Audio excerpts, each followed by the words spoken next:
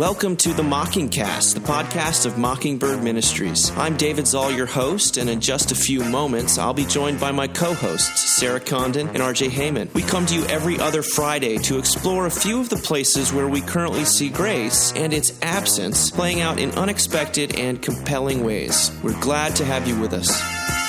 Praise the Lord. Praise the Lord.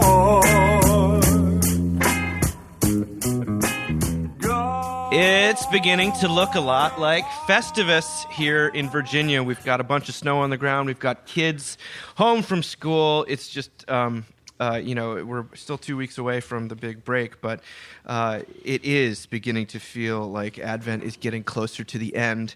Lessons and carols and everyone buying Christmas presents and all that. How are you guys doing in H-Town? Good. I got all my Christmas shopping done, and we have a son that has a birthday in December. Okay, but wait. So on Monday, I was like, okay, if there are parents listening to this with children in the car, turn it down. So on Monday, I was like, yo, you got to put Santa Claus together. Because, Josh is a priest, so, Christmas Eve night is, there's no way it's going to happen on Christmas Eve night. And he put the boxes in his car to take them to be recycled, and he did not take them. And our son opened the door and was like, oh my gosh, I'm getting a MorfBoard, which is all he wanted. So now we're spending more money because I don't want to tell him Santa's not real. Parenting fail. So that's what I get for doing all of it early. So what's a MorfBoard?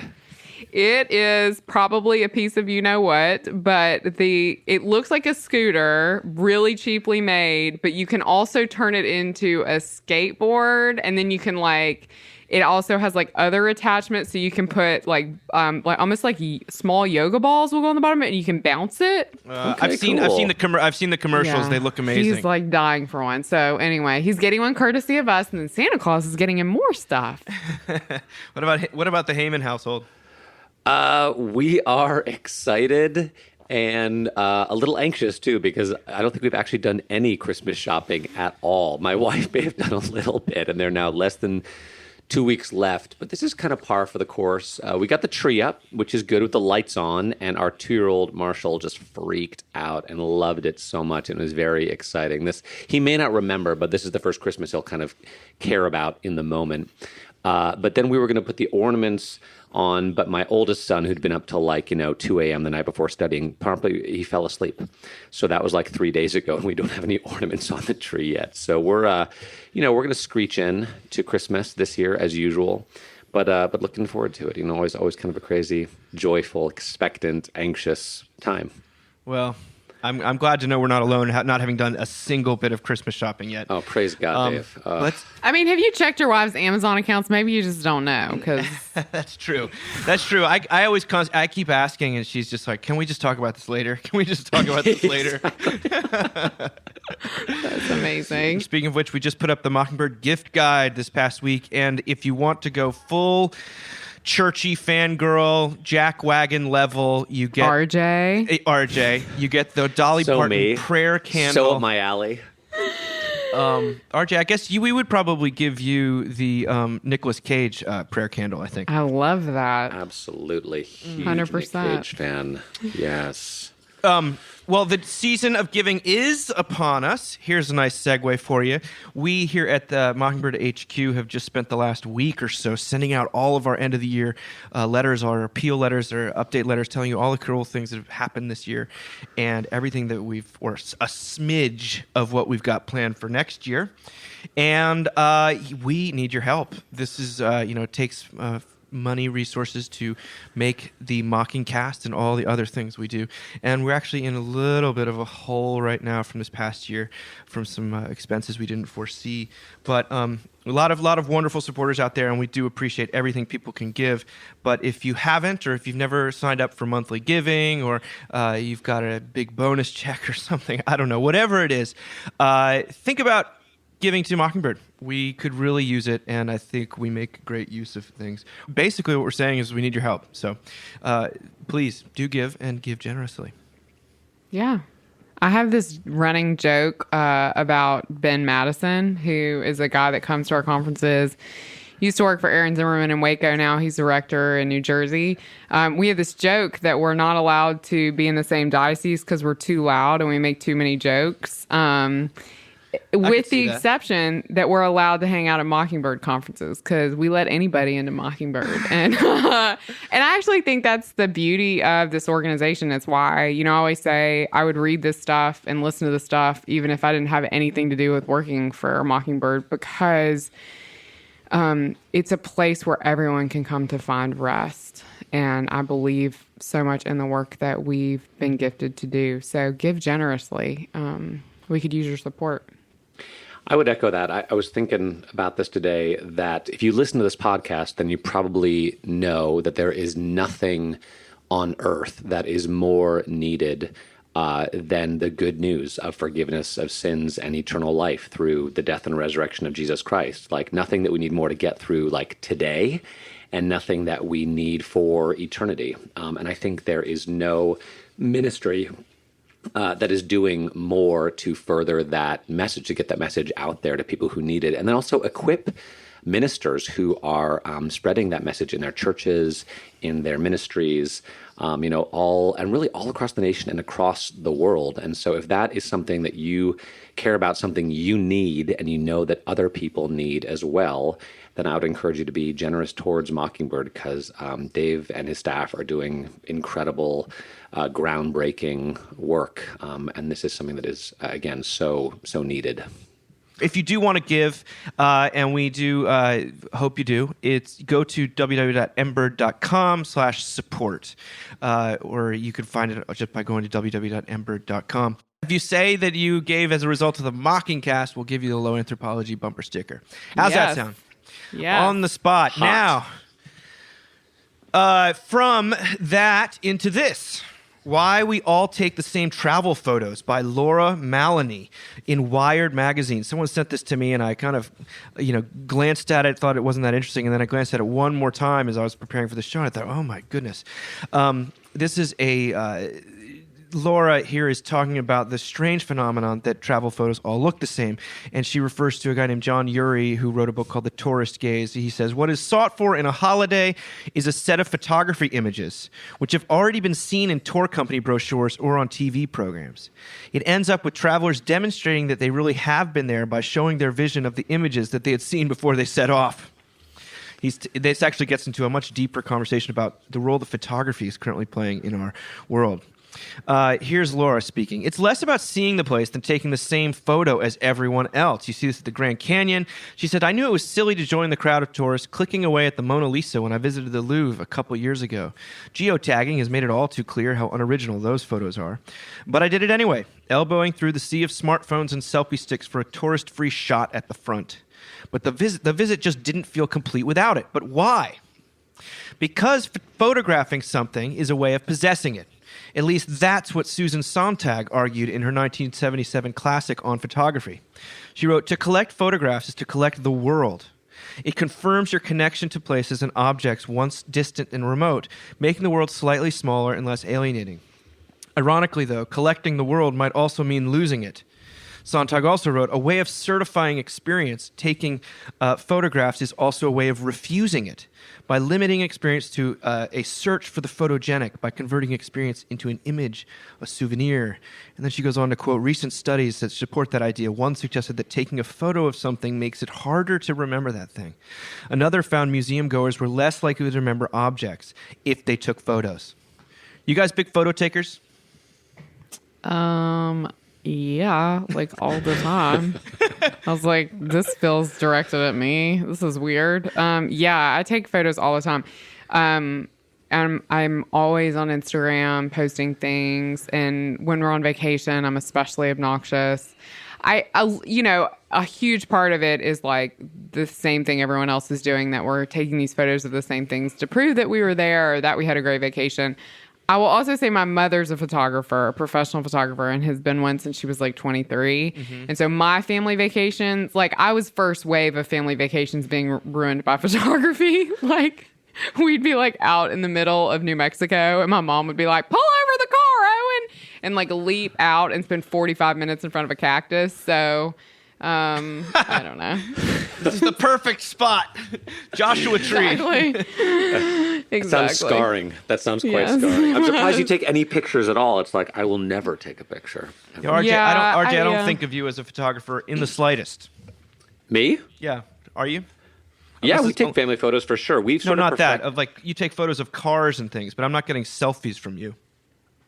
No, I'm not big on selfies for whatever reason. I guess I take pictures of cars every so often, but when we go on vacation, we definitely do. But we've perfected the whole family panorama, where one of us will start with the camera and one of us will be on one side, and then as soon as we get past that person, they'll switch cameras out, so all four of us or five of us now can make it into a single shot, which is kind of fun.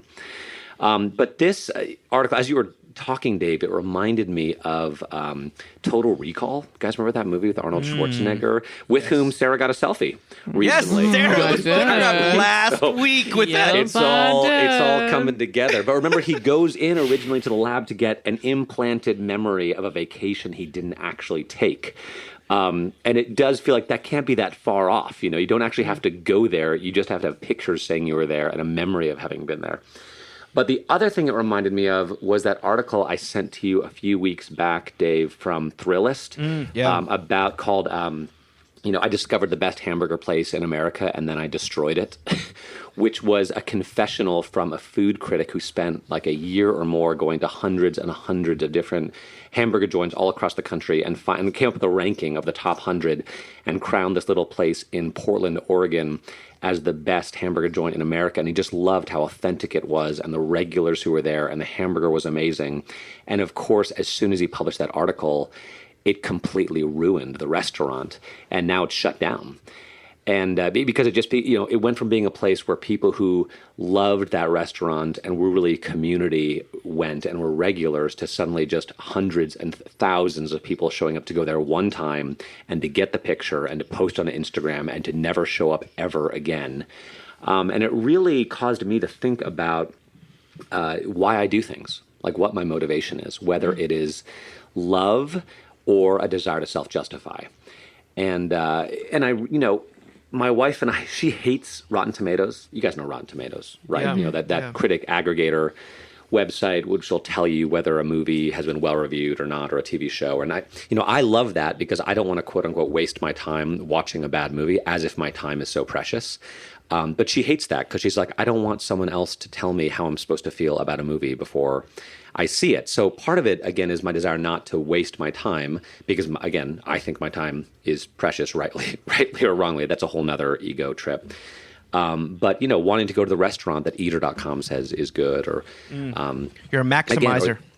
Yeah, exactly. Maximize your time, and then it becomes an exercise in self-justification. Like, I'm important, so I do important things, and my time is valuable, so I spend it doing things that other people think that are valuable, as opposed to something that I actually want to do or flows from a place of love or curiosity about the world. So it's a little both end, but that's what I thought about when I read this article, and that Thrillist article is pretty amazing too. Yeah, I think there's part of it. What she's really saying is that it's a mode of not only self-justification and search for validation, but you're actually trying to control the world. You're trying to make it manageable, fit it into a frame, and some of that is beautiful. I think there's an artistic expression there, and that is what art is: us taking things that move us and trying to put them into a way that are bite-sized and make the world seem a little smaller. But there's also here that irony right now that if you go to a wedding, almost every wedding I've been to in the past year to maybe the last 5 weddings, the officiant at the beginning says the bride and groom request that you would keep your phones inside your pockets, that you would be here present for the ceremony. And I think and partly people can rest assured because there's so many photographs that usually come out of these things, but it is interesting that when we really consider something to be that important, we tell people to stop photographing it. It's fascinating. And also if you're a person that likes live music, I saw Morrissey a couple years ago, and this was kind of a religious experience for me. And there are a lot of people there filming the entire show while watching it, and you want to say, guys, put down your phones. And sometimes you'll have them say, you put down your phone and we'll just be here for it, because no one ever watches those videos back. You listen to the music on Spotify, maybe one picture, I understand. But for the most part, the only reason I took a video was to sort of shove it in my friend's face who I knew had decided not to come. That was the really only reason I did it. And but a good reason. It's this strange mix of fear and trying to control things and bring them down to manageable size, while also it's more of this disembodiment. It says like you're trying to inhabit a place by documenting it, but in fact what you're doing is you're disinhabiting it. And we keep talking about how our inability to be present where we are is causing all sorts of suffering and strife. And photography, which is like it's this biblical, Romans 7 type impulse where what we're trying to do to inhabit a place ends up making it us less inhabited. Like it's, you know what I mean? I don't know. Maybe I'm going too far with this. Yeah, I don't know. And it may be because I'm the child of a photographer. I felt like this is a little bit more down on photography than I'm comfortable with. I don't know. And you guys saw that epic vacation photo from my parents that I sent you last night, because I'm not the only one that needs to be traumatized. My parents work really, really hard. Like they do this bizarre thing where my dad writes crop newsletters and there's 3 things that they have to check on every day. The markets, blah, blah, blah, blah, blah. They're like crazy busy, self-employed people. They never get away. And they went on a cruise, which is a pretty new thing for them. They've recently done an AMC movie cruise. No one is surprised these people raised me. And so this was like a fun cruise. And my mom, so Josh, I'm sitting next to my husband last night. He goes, "Hey, did you see this picture your mom sent? Or that your mom posted?" And he holds up this photograph, and my parents are both in swimsuits. I mean, I haven't seen my dad's chest since like 93. I don't know. And I was like, "Oh, she sent that to you." And he's like, "No, she put it on the internet." And I was like, "What?" And they did like the mud bath at St. Lucia. And I was like, I don't know. It was like a magical thing to see. Like I've never seen anything at St. Lucia and been like, wow, like I feel tender for that place. And suddenly I see my parents who just work so hard, and they had the expression of newlyweds. And I was like, oh my God, they definitely did. I feel so lucky I get to see this. You know what I mean? We're not going to talk about what RJ texted back, but I was like... I felt the same way RJ said. I was like, some real energy happening in this photo. Real energy in that photo. Let's just say you really feel like they were newlyweds. I think that's all. That's all that. That's it. Said. That's all you got to say. Well, what you're saying though, what I'm hearing is that photography is a way of sharing your joy with other people, and your joy almost multiplies when you share it. I think that there's that, and then there's the inability to be present where people are, and the pathological, like people sledding yesterday on the hills, and like how much of it was actually sledding for the kids and how much was photo ops, and you kind of want to... That's such a dark question, and it's such a good, it's a valuable question, but it is like a question I ask myself all the time. As someone who takes a lot of photographs of my kids doing stuff, I'm like, is this me? Is this them doing this because I want them to have a story, or is this me getting a photograph of them doing this? I mean, the other place I asked myself that question, and I guess so I can't relate to the travel piece as much, but just in raising children, I realized how few pictures I have of my kids in the bath, because you don't want to post pictures of your kids in the bath on Instagram. It's weird. You know what I mean? But it's cute. But that means I don't have pictures of my kids in the bath. I mean, it's a weird, so, I mean, I hate to even say that out loud. It makes me feel like a terrible person, and I am, but it's just, it's an odd thing. These are good discussions to have, for sure. What RJ? Yeah. Well, it's also funny what you say about sharing joy, because I do feel like, I don't know, a lot of the time when people post pictures of their children or their babies, they actually, I think, are posting them in joy. Like, look at my beautiful, cute baby. And then people are like, oh my God, if I need to see another baby picture, I'm going to scream. And so this effort to actually share joy and share love comes off even as kind of self-serving or self-aggrandizing. So it's a weird, but I don't think it has to do with photography so much as social media, right? Yeah. That show, it used to be someone would come to your house and maybe you would show them pictures of a recent trip or your wedding album or something like that. And it was a more intimate experience where you could talk about it and it wasn't so People dreaded those. voyeuristic. Wasn't that always like a... Wasn't that always That was like a joke. The joke, the definition of like you get captive to that wheel where people are just showing you slides. Yes. I think my aunt used to do slideshows. She actually used to get her pictures made into slides and do like the carousel thing in Mad Men. And part of it was cool and part of it was like, oh gosh, here we go again. Right. But she was trying to share her joy. That's actually what she was trying to, she wasn't trying to show off, I don't think. Well, what I also read it not so much as it's that the dynamics that we see in social media predate this, because they're talking about the 1970s and everyone lined up at the Grand Canyon to take the exact same photo, the exact same place, when there's an infinite number of expanses. And what is that instinct, that sort of lemming-like instinct to all have to get the picture that you've already seen before you went? And it's the same thing as like why people seem to laugh louder at the parts of the movie that they've already seen in the trailer. And I always wonder what's going on there. Is it like a recognition of being alive? Is it actually the funniest parts of the movie that are in the trailer?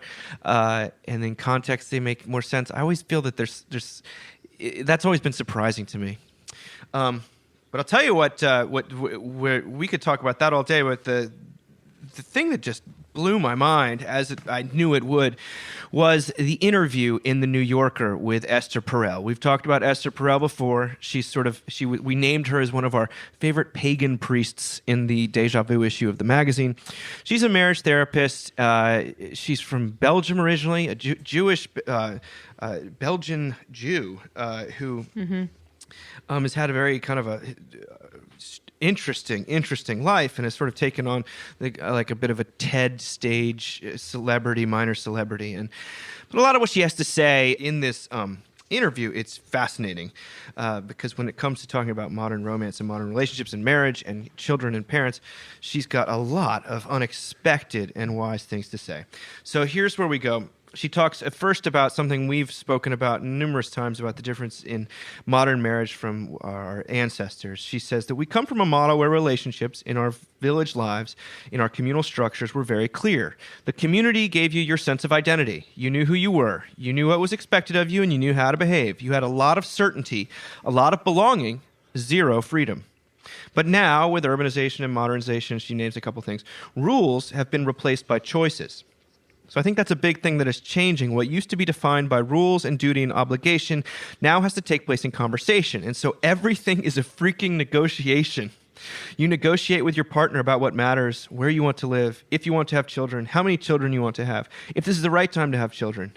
It's an absolute existential smorgasbord. But at the same time, it's very difficult to have to define everything ourselves. We are not just in pain for no reason, is what I'm trying to say. Then she goes on to talk about pain and suffering in her own life, and she talks about her experience growing up with her parents being survivors of the Holocaust. After a kind of experience like the Holocaust, sometimes there are people who are not dead, and sometimes there are people who are alive. That is, some people survive, and some people thrive again. There were homes that were morbid. You just couldn't enjoy because if you experience pleasure, it means you're not vigilant. It means you're not on guard. It means you're not watching for the next danger. And then there were the other people who were really kind of decided to take life as a vengeance and to live it at every moment. And I'm very lucky in that sense that I was in the household that veered to that extreme. But you couldn't be sad for 2 minutes because somebody would say, "What's wrong? What's the problem?" You could never have a problem that was worthy enough of being sad because who can compete with Auschwitz?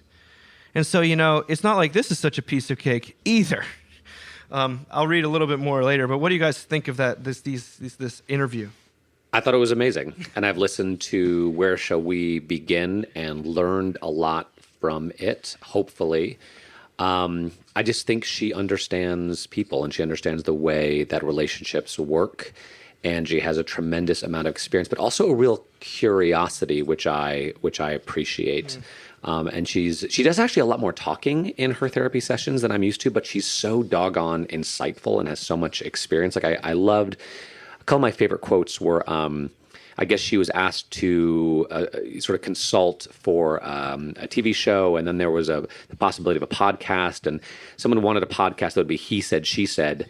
And Esther says, that's not at all the way a couple works. Actually, it's what I say that makes you say the opposite of what you actually originally intended to say.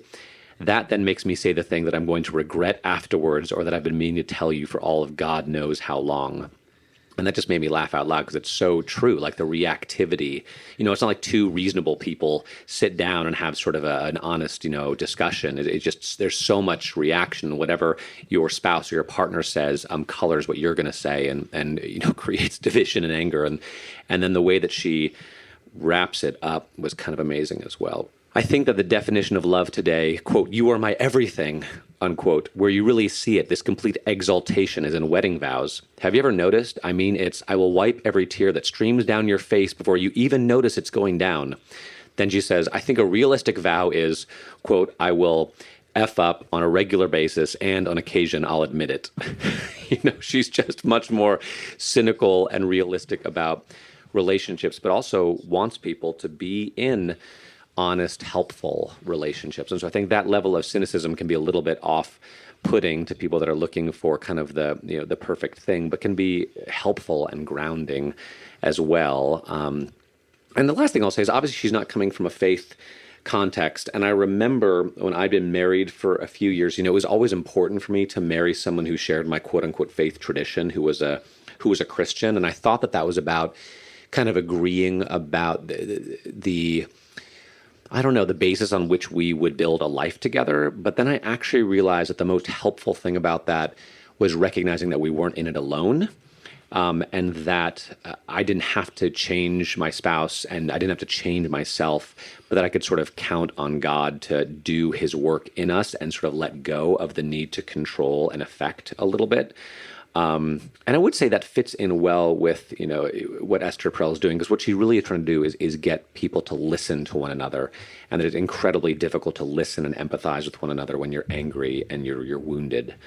So I love Esther Perel. Sarah? Yeah, I'm a big fan too. We listen to these a lot, Josh and I do. She does two things that I find very helpful. She points to people's suffering in a really clear way. And, several of her episodes are about people who there's been indiscretion. Someone's cheated on someone else. And she never quite comes at it the way that you think she's going to. So she points to people's suffering. But the other thing that she does that I find rather magical is that she makes people realize that sometimes things are funny, and people laugh, and she laughs, and she has a kind of like cutting humor that is really generous at moments that people need it. And I think those two things are pretty fundamental in marriage. I mean, it's so funny when you get married, you have, RJ, you're totally right. You have this like checklist. I mean, I definitely had, this is what this person has to be like. And then you enter into it and it almost doesn't matter what you do or do not have in common or how they have met your list at all. It matters that they're willing to let you suffer, and to suffer in front of you. And it matters that like you can like laugh. I don't know. I just find those two things to be like I mean, maybe those are just unique to the Condon marriage, but I feel like those are like our two like complete survival techniques.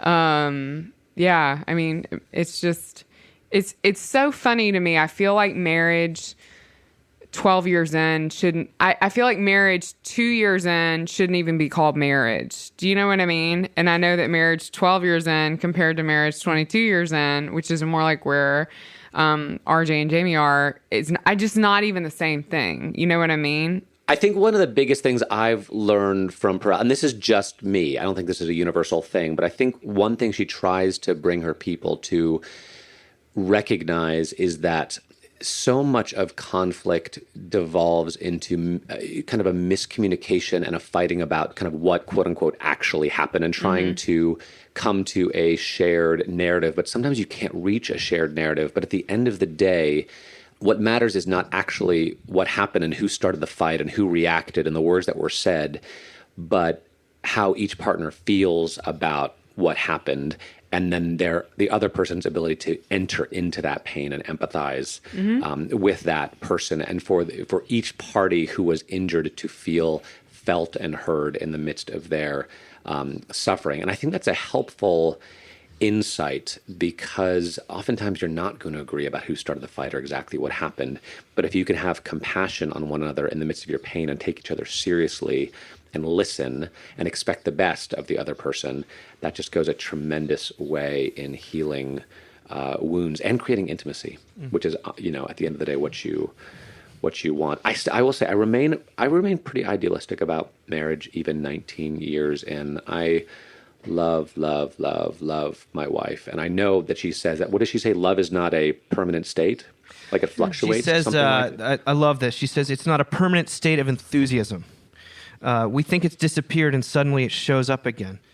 It's an active engagement with all kinds of feeling, positive and primitive ones and loathsome ones. So one of the things she says in there is she says that like couples therapy is usually people are there because they're stuck in some way and they keep coming at the same things in the same ways. And she feels like couples therapy is actually sort of like a crust. You're just trying to loosen the crust on the relationship, the stuckness, where they need to be able to see each other in a slightly different light. Like she needs to create the space for the woman to be able to really address her husband in some way, and the husband to address his wife in other ways, in ways that allow them not just to say what they're saying, but for the other person to hear them, to interact with a different part of that person. And you just see a little bit of movement. It was the closest I found to like a God type connection here, outside of just the sort of overall grace that she kind of narrates here. But that if you can, as a therapist, your job is to help kind of unstick just a little bit, so that then God does all this other stuff once people can sort of see each other from a different vantage point. And maybe that's me interpolating a little bit, but that's one of the reasons I love what her way of looking at it is not that she's trying to get them to say certain things or come to certain insights, but to see each other from slightly different angles, or to interact with a slightly different part of the other person, which she knows will loosen the logjam and which is akin to the spirit flowing. And you're seeing someone in a different context. And I remember whenever we travel, that's one of the great things. I mean, whether or not we take pictures is a different story, but we interact. We sort of see a different side of one another and our children too, and it's this really enriching experience. But speaking of family life, I thought we would end by talking about Christmas, and in fact, talking a little bit about what our own Carrie Willard wrote at your behest, I believe, Sarah. But I love this story she tells. She's written before about how her family almost didn't, quote unquote, do Santa. And, this is a very hot topic among young parents, especially hot topic, especially Christian parents. I don't know. Yeah. Why would I? Christians and hyper intellectuals are the people I've met. Uber Christians and hyper intellectuals are the ones who don't do Santa Claus. Why would I lie to my children, Sarah? She says through the years, you lie all the time to your children. Yeah, why not do it? Whether or not you acknowledge it, you've lied to your kids like 4 times today. Do it in the service of a little bit of whimsy and magic instead of just self-serving, getting them to shut up. You're going to miss the bus. Yeah, exactly. You're not going to miss the bus. She wrote, over the years, we found ways to make Santa more meaningful. We don't do the naughty, nice paradigm. Not that we don't reward good behavior and remove privileges for less than stellar behavior, but it's not part of our Christmas narrative. And Santa and God aren't exactly linked, but we're not going to have Santa creeping around and practicing the very opposite of our family's faith either. This has evolved naturally over the years without a ton of serious reflection on our parts, but generally the Spirit has moved us to find ways to make Christmas magical without sacrificing our self-imposed high-mindedness. When our eldest son asked about the elf on the shelf, we improvised quickly and deputized 3 wise men from a woolen nativity scene to travel through our house and look for the Star of Bethlehem. I love that. And last year, when the children wanted Gatorade and gum for Christmas, it was Santa who delivered them. Our youngest was dying for a variety of Gatorade flavors to try. oldest, Carrie, wanted nothing less than that. Gatorade is the kind of thing at our house that gets sipped for a few minutes, then left to make a table sticky, only to get drained and recycled half a day later. Gum falls in the same category. I don't know any mom who wants more gum in her life. I love that line. Neither of these things are inherently harmful, but they're not on my shopping list. So imagine my boy's surprise when Santa delivered a Costco-sized flat of Gatorade last year in every flavor imaginable. The stockings were filled with a dozen packages of pink bubblegum-flavored chewing gum. Nasty. My children know that no parent would engage in such indulgent display of grace and generosity. The thing I love about children is that sometimes their wishes are so ridiculously simple, and they can be so easy to please. Gum and Gatorade set the big guy back maybe $20 last year, but they brought so much joy to our Christmas morning. This year, I've heard a rumor that noise, putty, and camouflage face paint will make an appearance in the stockings. There's nothing about camo or face paint that appeals to me either, but I have to admit I can't wait to see the reaction it brings. Gum and Gatorade may not seem like they have anything to do with the Christ child, but they represent the kind of outrageous generosity that Christmas brings to our lives, and the way that only God can bring us the objects of our heart's desire. When my sister dismissed herself from our family life a few years ago, Carrie's written about this and spoken about it, so we can talk about it here. I didn't know I needed more older sisters in my life. Everywhere we've lived, though, God has brought wise women into my life who happen to be exactly her age. This kind of unexpected gift is exactly the glimpse of heaven's grace that I want my children to experience. Even though the world of parenting is not short on advice, it can feel like we are raising our children in a world that is short on magic. This world is hard enough and a little dry, and so our magic can feel like an almost necessary breath of fresh air and a refreshing sip of water during this dark season. I want to remind our children of the beautiful words in the liturgy of the church that we are, quote, heirs through hope of God's everlasting kingdom. And if hope looks like Gatorade and camo face paint, then sign me up. I got teary. this I think it's such a beautiful picture. Gatorade and gum and face paint and all these unnecessary things that the only explanation could be Santa. Would be Santa Claus. That there's magic. She posted, she put something up on social media last year, like a few days before Christmas. She's like, oh my gosh, Amazon will deliver anything. And it was like this picture of just like so much Gatorade. And I have to say, like this year, I've thought differently about what I give my kids from Santa Claus because, it is an opportunity to like give them crazy stuff you wouldn't want them to have. Like, and the putty thing, putty is I'm not going to use an expletive, a big deal in our house because we have carpet that is old enough to vote because we live in a rectory and sometimes you have that. And it's white, which was not kid friendly, whoever decided to put that in 20 years ago. And so I already have like putty stains in it, and I have banned putty from our house like permanently. But I'm totally thinking that Santa Claus might put some putty in people's stockings this year, and I'll just be like, "What?" You know what I mean? Like I'm like pumped for this. So. And then I'm going to make Carrie come over and help me clean the carpet. It totally got me because Gatorade and gum are two superfluous things. I mean, when it comes to they shouldn't want them, but the definition of something the kids, they don't have any moral justification, shall we say, or any kind of justification. They just want them. They just want them, and they want them a lot. And to give those things, even though they're only there for this sort of superabundance or overflowing and unnecessary joy. I just love that idea because, of course, we think of Christmas. I think the gift-giving tradition is what's so in line with the gospel. The naughty, nice stuff isn't because those aren't gifts; those are wages. But right.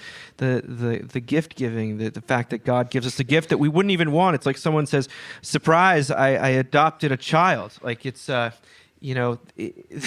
Isn't that what but it's such a great way to like brazenly tell your children about the gospel. Because our son asked me the other day, if he could get in trouble and not get things from Santa Claus. And I was like, oh no, Santa doesn't work like that in our house. Like, he's just like God. He just gives us things we don't deserve. Like, it came right. My husband was like, you must have planned that in your head. And I was like, I think about it a lot. But I will say that yesterday I had our daughter, who's the younger one. She's 4 in the car. And so she's at the church school. So she's hearing all kinds of like Christmas songs constantly right now. And she's like thinking this was like such a like virtuous thing to do. She's like, hey mama, can we sing Santa Claus is coming to town, but instead of saying Santa, can we say Jesus? And I was like, sure, not thinking. And then I'm like, you better watch out. I'm like, oh no, Jesus, we cannot sing this. RJ, where are you with all this? We're in a weird place because we have 2 teenagers Yeah. who, have a certain perspective on Santa Claus, and then we have a 2-year-old who has no idea what the heck is going on. And so it's bizarre. And I long for the days that our kids would have been super psyched to get Gatorade and bubblegum. But of course, we have one teenage son who never asks for anything and can't even struggles to think about what he might possibly want. And then another one who is like, a list 10 pages long, most of which is just video games and more screens. Although he stopped playing Fortnite recently. He's moved on to Madden. So we're on a different... Sanctification. Exactly. It's just Hashtag. Another rung on the ladder. I love to give them gifts.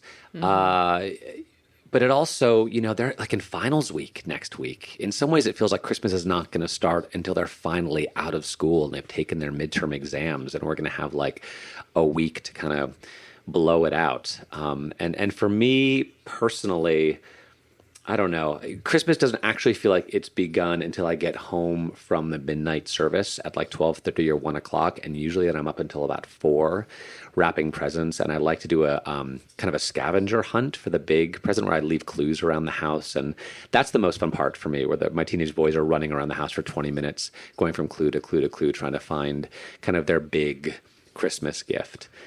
So I look forward to that. And then... the day after Christmas is always really nice. That was amazing last year. The house was clean and the boys were playing with their new things, and my wife and I just watched ridiculous romantic comedies. What's that one with Jack Black and the Holiday? The engagement, the holiday, yes, which was ridiculous. And then watched Pride and Prejudice and The Notebook like back to back to back, and just laid on the couch all day and did not feel the least bit guilty or worthless, because it's like, we'd done it. It had happened. But that feels like Christmas to me. It's every single year, it's this mixture of anticipation and dread. And I always feel a little bit guilty for the dread part. And then I think again about Mary on donkey back, pregnant, no room at the inn, laying the baby in a manger. Like, what is going on? And the anticipation and dread that they must have been experiencing. And then, if you've had a child, you know what that's like the craziness of the labor experience. And then once it happens, everything gets kind of quiet, and newborn babies sleep, they've got a lot of sleeping to do because they've been through a lot, like through a trauma, and so does a mom. And that's the sweetness is like right afterwards. But until that moment, it's anticipation and dread. And so I don't know. That's what I'm looking forward to this year. But I'm not quite there yet. I feel like a few more days and I'll kind of dive in, feet first. I think we tend to make Christmas not just about both dread and anticipation. I think we just naturally, instinctually, we do what Neil did, what all the songs do. We kind of put the conditions back in, and we make it. We take the only love we know is the humankind, which is the stuff that Esther talks about. And it was funny. I thought to me in the last paragraph of her interview where she says that this love that I will dry every tear from your eye before it even falls down, like that's actually the love of God that we see in Christmas, which shoulders all of the dread and all of the anticipation, and also is that which is sort of given freely but not like we give. And so I don't know, there's a lot of tremendous hope for me at Christmas time with the ones that I love, imperfectly celebrating the advent, as it were, of the love that is not imperfect, that is perfect, and is sort of made perfect in this strange feeding trough type, garage, almost gas station like scenario. So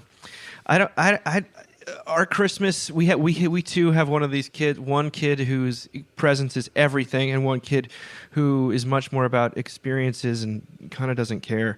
So how we deal with that, but I know that the Santa thing is big for us in terms of illustrating there's more going on than what you see, and in fact, not everything that you didn't see that's going on is bad, and God is actually here with the Gatorade and the gum. Not just at Christmas, but I think every day in certain ways. Anyway, maybe that's trite, but that's my Christmas hope. Yeah, I mean, for me this season, especially, and I'm mentioning her at every turn. She's actually giving me a little money on the side. Fleming Rutledge's book on Advent. Just kidding. She's not giving me any money. I'm just obsessed with her book. Feels. I don't know. I always hate to say this because it's just such a presumptuous sort of egotistical to our era thing to say, but things feel really hard right now. The news cycle feels really hard right now and really bleak and hopeless. And I mean, we just had this video of three people who are leading our country, screaming at each other, and when she points us towards Jesus coming back, I can find hope there. I can find rest there. I can know that even though there are all these people in the world who are suffering enormously in ways I cannot imagine, that God has consolation for them as well as for me. And this is a season that I felt that more profoundly this Advent than I've ever felt it before. And I'm convinced it's because of Fleming's book. But it's kind of chilled me out a little bit this season. It's interesting. I'll be honest, when on the note of marriage, when my husband called me and he's like, I've got some really bad news about Santa Claus. Neil saw everything. I was like, I don't know. I feel like I would have been much angrier with him in any other Christmas season. But this season I was like, okay, you know what I mean? There's just, I don't know. Something's just kind of shifted, and I don't exactly know why. And next Advent I could be back to feeling crazy, but this Advent has felt there's been a lot of consolation in it for me, because I know that Jesus will come back and everything will be okay. So I can put my faith in that. And in the meantime, we have the sweet glimpses of grace that I am totally with you, David, our Gatorade and bubblegum that we get to give to little boys who think that is the craziest thing for Santa Claus to leave them, which is exactly how I feel about the gospel. So I think that's a perfect note to end on. What do you say?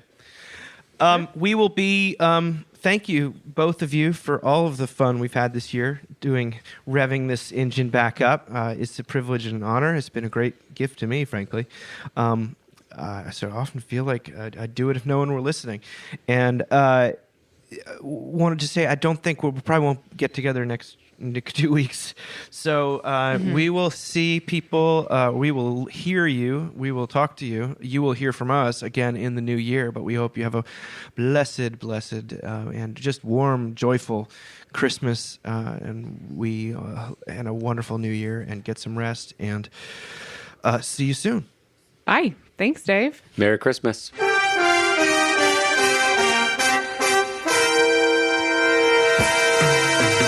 Thank you for listening.